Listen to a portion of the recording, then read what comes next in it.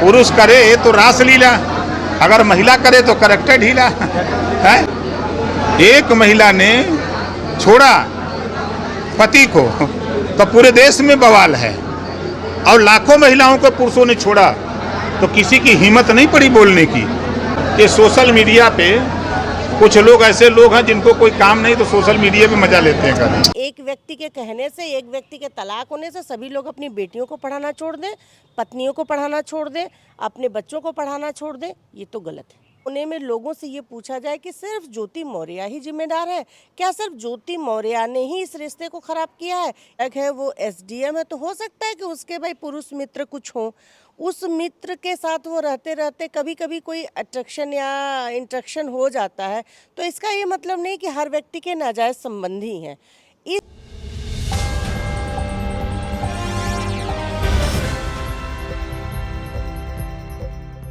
नमस्कार दोस्तों, मेरा नाम है प्रमोद गुप्ता और आप देख रहे हैं जी भारत न्यूज़।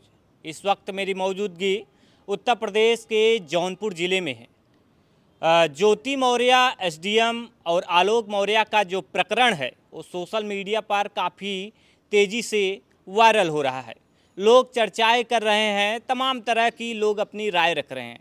ऐसे में हमारे साथ दो मैम हैं, आज हम खास बातचीत करेंगे क्योंकि यह महिलाओं की बात है। खासकर ज्योति मौर्य टारगेटेड हैं क्योंकि इसमें दो पक्ष है। एक तरफ मनीष दुबे जो ज्योति मौर्य का प्रेमी बताया जा रहा है, वो भी अपनी पत्नी को तलाक दे रहा है, और दूसरी तरफ इधर है ज्योति मौर्य भी अपने पति आलोक मौर्य को तलाक दे रहे हैं।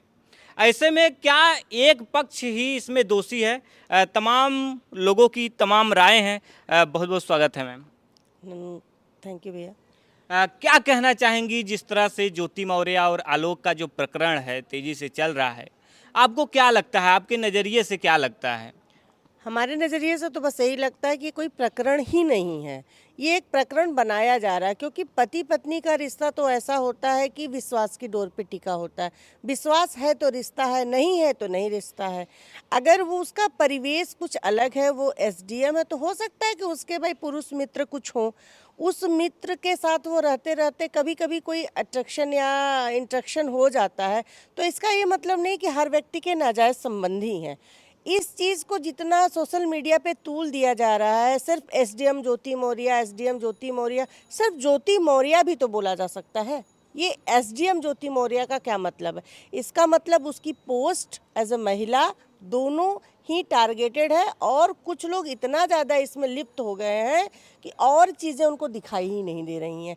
बहुत सारी समस्याएं हैं, बहुत सारी चीज़ें हैं, लेकिन एक महिला पता नहीं क्या किस तरह किसकी परिस्थितियों में उसके साथ ये घटना घटी, वो मुझे नहीं पता, लेकिन वो टारगेटेड है, ये सबको दिख रहा है।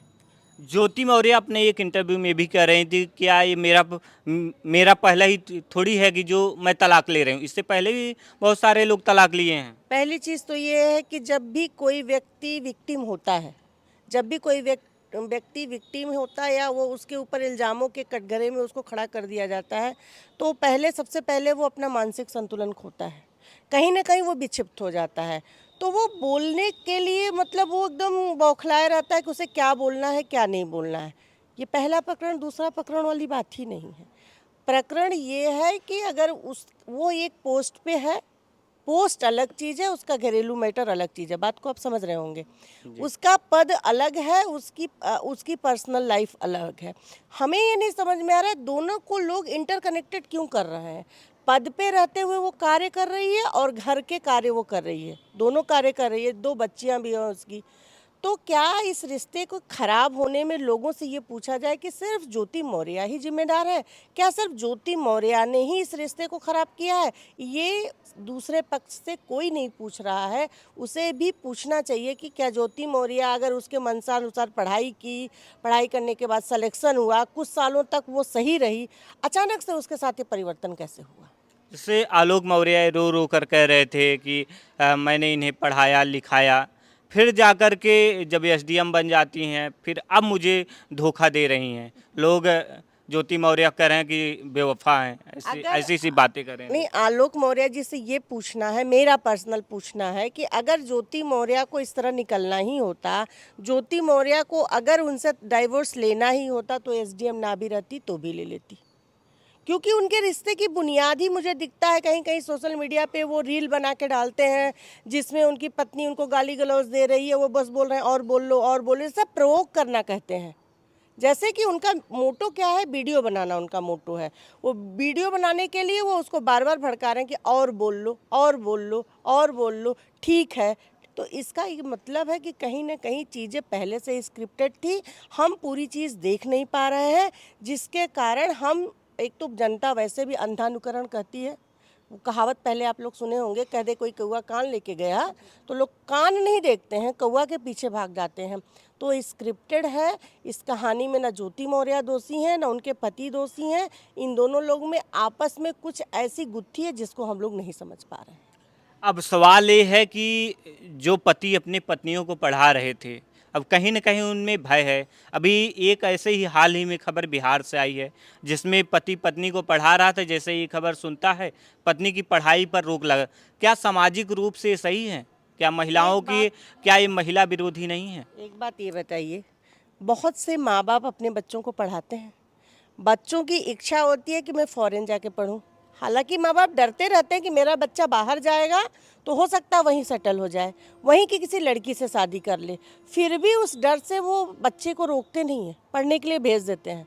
लेकिन अगर बच्चे का लगता है कि हाँ मेरे माँ बाप इम्पोर्टेंट है, मेरे माँ बाप की वो कद्र करता है, उसकी संस्कृति से उसको प्यार है, उसको अपने माँ बाप की अपनी जन्मभूमि से प्यार है, तो लौट के आता है। जिसको नहीं रहता, जो ओवर एम्बिशियस रहता है वो वहीं रह जाता है। उसी तरह से ये ज्योति मौर्य का भी मैटर है। ज्योति मौर्य उन्होंने पढ़ा लिखा दिया, ये क्या मैटर है? उसके अंदर कुछ क्वालिटी रही होगी तभी तो वो पढ़ी होगी। पढ़ा लिखा दिया क्या मतलब है? उसको ABCD से तो उन्होंने पढ़ाया नहीं।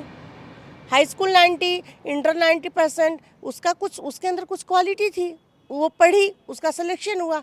सिलेक्शन होने के बाद परिवर्तन कहाँ से हुआ, उसमें क्या चेंजेज आई, जब तक पूरी चीज़ें ना जाने उस पर हम निर्णायक बनने वाले होते कौन है? कभी क्या आपने कभी ऐसा केस देखा हो कि इसके पहले कि एक पत्नी एक पति से तलाक ले रही हो, इस तरह की जब नौकरी पे हो, ऐसी घटनाएं देखी हैं, या पति अपनी पत्नी से तलाक ले रहा है, कभी ऐसी चीज़ें देखी है आप? ऐसी हज़ारों घटना, महिला मोर्चा जिला अध्यक्ष होने के नाते ऐसी रोज़ कम से कम दसियों महिलाओं के हमारे पास ऐसे फ़ोन आते हैं। इस तरह की ऐसी महिलाओं के हम लोग केसेस सुलझाने जाते हैं, कभी हम लोग थाने में बैठे रहते हैं, कभी महिला आयोग के सदस्य के यहाँ बैठे रहते हैं, इस तरह की महिलाओं का समझौता कराने में। लेकिन पति जो है बोल देगा कि मैं पैसा दे दूंगा महीने का, लेकिन मैं साथ लेके नहीं रहूँगा, ज़बरदस्ती है। इस तरह की बहुत महिलाएं हम लोग के साथ मिलती हैं।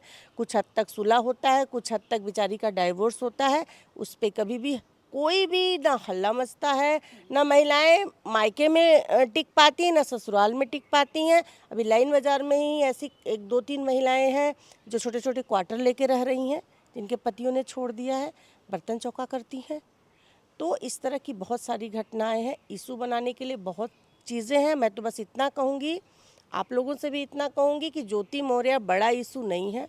बड़ा इशू हमारा ये है कि एक व्यक्ति के कहने से, एक व्यक्ति के तलाक होने से सभी लोग अपनी बेटियों को पढ़ाना छोड़ दें, पत्नियों को पढ़ाना छोड़ दें, अपने बच्चों को पढ़ाना छोड़ दें, ये तो गलत है। जिस तरह से समाज में संदेश जा रहा है, कितना निगेटिव इफेक्ट पड़ेगा? लोग तरह तरह के मीम बना रहे हैं, कह रहे हैं कि बेटी पढ़ाने के लिए कहा गया था, पत्नी पढ़ाने के लिए। क्या इसका इफेक्ट जाएगा बच्चों पे, क्या जाएगा समाज में, क्या जाएगा?